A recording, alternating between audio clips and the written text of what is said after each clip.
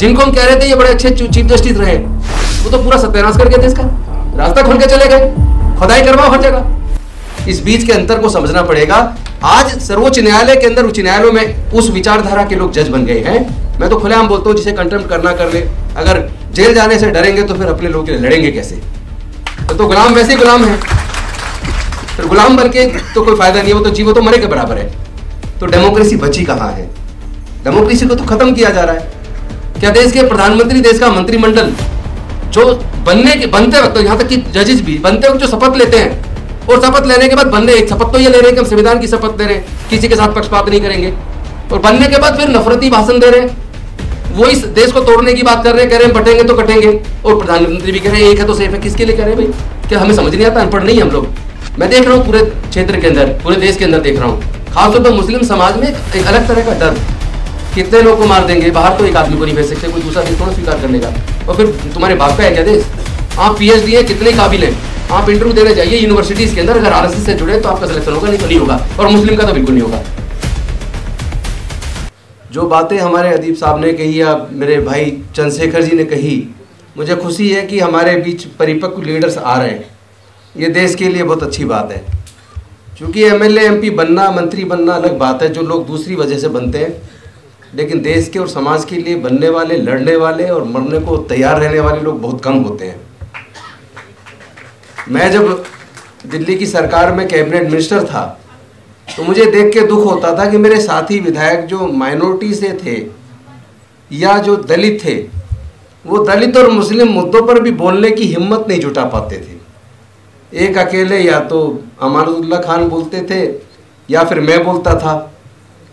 तो दुख होता है। आज जैसा अभी अदीब साहब कह रहे थे कि एक समय था हम बोलते थे और स्पीकर महोदय सुनते थे, लेकिन आज तो स्पीकर बोलते हैं, बाकी लोग बोलते हैं तो उनको उठा के बाहर फेंक देते हैं। इसका मैं एक चीज बता के, चूंकि शायद समय 2-3 मिनट है, आपके समय में एक आज के समय में बहुत बड़ा अंतर आया है। पहले पार्लियामेंट की कमेटियां होती थी, विधानसभा की कमेटियां होती थी, कमेटी का गठन हमेशा स्पीकर करते हैं और कमेटियों का काम होता है सरकार पे लगाम लगाना और सरकार को बताना कि कौन सी योजना आपको बनानी चाहिए। लेकिन आज कमेटियों को स्पीकर नहीं बना रहा, स्पीकर का केवल साइन होता है। संसद की कमेटियों को प्रधानमंत्री बना रहे हैं और विधानसभाओं की कमेटियों को जो मुख्यमंत्री बना रहे हैं।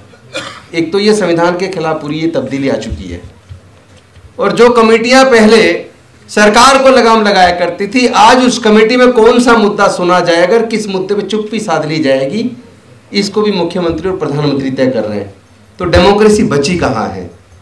डेमोक्रेसी को तो खत्म किया जा रहा है। और एक और बात मैं कहना चाहता हूं, जब भारत आजाद हुआ, देश के दलितों की शिक्षा की स्थिति क्या थी और देश के मुस्लिमों की शिक्षा की स्थिति कितने ऊपर थी। आज आजादी के 75 के साल के बाद मुस्लिमों की शिक्षा की स्थिति कहां है और दलितों ने डॉक्टर बाबा साहेब अम्बेडकर को अपनाया तो उनकी शिक्षा की स्थिति कहां है। इस बीच के अंतर को समझना पड़ेगा। आज सर्वोच्च न्यायालय के अंदर उच्च न्यायालयों में उस विचारधारा के लोग जज बन गए हैं। मैं तो खुलेआम बोलता हूं, जिसे कंटेम्प्ट करना कर ले। अगर जेल जाने से डरेंगे तो फिर अपने लोगों के लिए लड़ेंगे कैसे? तो गुलाम वैसे ही गुलाम है, फिर गुलाम बन के तो कोई फायदा नहीं है, वो तो जीवो तो मरे के बराबर है। आज उस विचारधारा के लोग सुप्रीम कोर्ट, हाई कोर्ट के अंदर जज बन गए, जो अब पहले सुनते थे कि जजों के यानी अदालत के आंख पे पट्टी बंधी है, वो तो कानून से चलती है, वो एविडेंस से चलती है, लेकिन आजकल तो आस्था से चलने लगी है।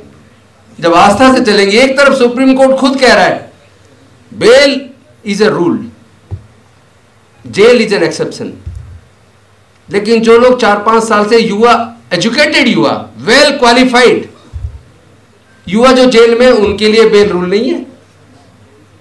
उनके लिए रूल क्यों नहीं है? क्या सुप्रीम कोर्ट के जजों को दिखाई नहीं दे रहा?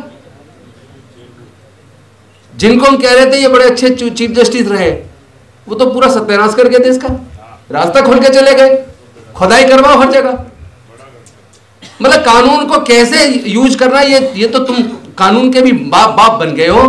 हम तो पढ़ा करते थे जब लॉ में, कैंपस लॉ सेंटर में पढ़ते थे, there is rule of law in India, everybody is under the law, nobody is about the law.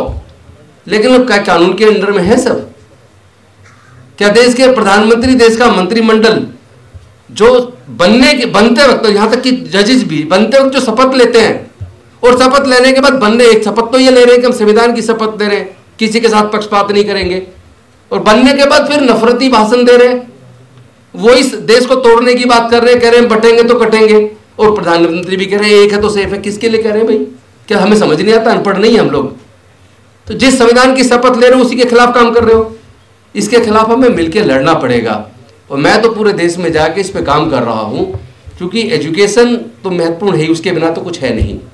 लेकिन इसके साथ साथ जो अंदर एक डर पैदा हो गया है ना, मैं देख रहा हूं पूरे क्षेत्र के अंदर, पूरे देश के अंदर देख रहा हूं, खासतौर पर मुस्लिम समाज में एक अलग तरह का डर, एक अलग तरह का डर पैदा हो गया है। लेकिन जो एक बेसिक से वो एक ऐड के अंदर वो शब्द यूज किया, पर वो सच्चाई भी है, डर के आगे जीत है। डरना छोड़ना पड़ेगा। किस किस को जेल में डालेंगे भाई? कितने लोग को मार देंगे? बाहर तो एक आदमी को नहीं भेज सकते, कोई दूसरा देश थोड़ा स्वीकार कर लेगा। और फिर तुम्हारे बाप का है क्या देश? भारत में रहने वाले सभी लोग, सबका भारत है। लेकिन इसमें जैसा चंद्रशेखर भाई ने कहा, मैं अक्सर ये बात कई जगह बोलता हूं, और लेकिन मैं देख रहा हूं उसका असर नहीं हो रहा।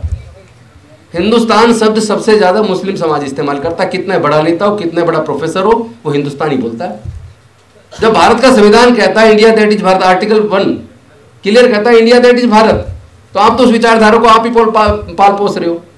इसको तब्दीली लाने की जरूरत है। अगर आपको समझना चाहिए कि भारत शब्द संवैधानिक शब्द है, और वो शब्द जो है वो कहीं ना कहीं दूसरी तरफ इशारा करता है। उस शब्द को प्रयोग करना छोड़ना चाहिए, और बच्चों को पढ़ाना चाहिए। चूंकि समय कम है मेरा तो लेक्चर 40 मिनट से कम का होता नहीं है, इसलिए मैं अपनी बात को ही खत्म कर देता हूँ। क्योंकि जो अंदरूनी दर्द है, अंदरूनी मुद्दे हैं, एक बात चंद्रशेखर भाई ने कही कि मैंने ये बात कभी अपने दिल्ली विधानसभा में जब मैं मंत्री था तब बोला था कि अगर ये एक कानून बना दिया जाए कि जितने भी ब्यूरोक्रेट्स हैं उनके बच्चे, और जितने मिनिस्टर्स हैं, मुख्यमंत्री, प्रधानमंत्री, उनके बच्चे और जजों के बच्चे सरकारी स्कूलों में पढ़ेंगे, तो वो सरकारी नौकरी कहें, एमएलए एमपी मंत्री रहें, वरना वो रिजाइन कर दें, तो कल ही शिक्षा सुधर जाए।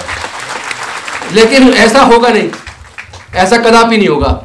इससे भी ज्यादा चिंता दो बात मेरी चिंता की, वो कह के अपनी बात खत्म करूंगा, क्योंकि वो 40 मिनट वाला लेक्चर तो होगा नहीं, तो मैं 1 मिनट के अंदर बात कह के खत्म करूंगा। फिर कभी मौका दोगे तो तब डिटेल में बात करेंगे, क्योंकि उस पर एक बैठ के अंदर पॉलिसी डिटेल डिस्कशन करके बनानी पड़ेगी।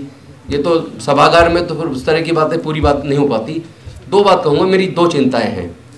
एक चिंता है जब लोग चारों तरफ से निराश होते तो कोर्ट की शरण में जाते हैं, और कोर्ट में अब न्याय की उम्मीद मुझे तो नजर नहीं आती, बाकी का मैं जानता नहीं।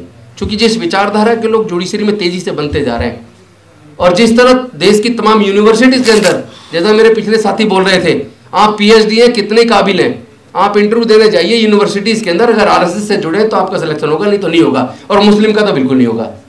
इक्का दुक्का एक्सेप्शन तो हो सकता है, वरना आप कितने ही काबिल हो, आपका सिलेक्शन नहीं हो रहा है। और दूसरा, जजों से न्याय की उम्मीद नहीं है। और तीसरी जो सबसे बड़ी मेरी चिंता दलितों को लेकर भी है। आज शिक्षा को इतना, मैं एक हमारे मुख्यमंत्री जी वो कहते हैं शिक्षा पे ये कर दिया वो कर दिया, मैं बार बार कहता हूं क्या कर दिया? 12वीं तक पढ़ा के क्या बना दोगे किसी को? भाई 12वीं के बाद की बात करो। Higher education, technical education, professional education में एक बच्चे की 5 साल की लॉ की डिग्री और 4 साल की इंजीनियरिंग की डिग्री, मैनेजमेंट की 2 साल की डिग्री, अगर आप अपने बच्चों को कराओगे तो कम से कम 15 से 20 लाख रुपया चाहिए।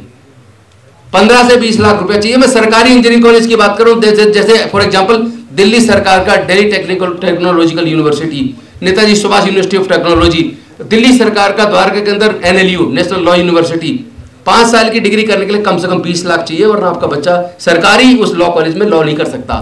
सरकारी इंजीनियरिंग कॉलेज में 15 लाख नहीं है तो आपका बच्चा नहीं कर सकता। और मेरा यह मानना है कि दलितों के अंदर, आदिवासियों के अंदर 99%, माइनॉरिटी के ओबीसी के अंदर 98%, और जनरल कैटेगरी के भी 75% अपने बच्चों के ये 15-20 लाख का खर्च उठा के पढ़ा नहीं सकते। अब तो सिंपल ग्रेजुएट की भी जो फीस है ना, वो भी 25-30 हज़ार हो गई है। तो ऐसे में तो पढ़ाई इतनी महंगी कर दी, पढ़ाई तो गई आपके हाथ से। इसके लिए कौन लड़ेगा? इसके लिए हम लड़ेंगे। इसीलिए मैंने संकल्प किया कि मैं अब कोई विधायक का चुनाव नहीं लड़ूंगा। विधायक का नहीं लड़ना, संघर्ष करेंगे, समाज को तैयार करेंगे, दलित, मुस्लिम, पिछड़े, आदिवासी सबको एकजुट करके, या जो जिसके साथ शोषण हो रहा है उन सबको। क्योंकि जो जनरल कैटेगरी में भी जो गरीब मजदूरी कर रहा है ना, उसको भी दलितों के साथ उत्पीड़न उसका भी होता है। तो ऐसे लोगों को एकजुट करके एक नई लड़ाई की शुरुआत की जाएगी, उसमें हम दिशा में काम कर रहे हैं। और आपने मेरा इसमें नाम ना होते हुए, मैं इस प्रोग्राम का हिस्सा भी नहीं था, फिर भी मुझे मेरे साथी ने बुला लिया और मैं आ गया कि मैंने सोचा चलो अपने लोगों से मिलने का मौका मिलेगा, और आपने तो बोलने का भी मौका दे दिया। इसके लिए मैं आपका भी आभार व्यक्त करता हूँ। बहुत बहुत धन्यवाद। नमो बुद्धाय, जय भीम, जय भारत, जय संविधान, जोहार।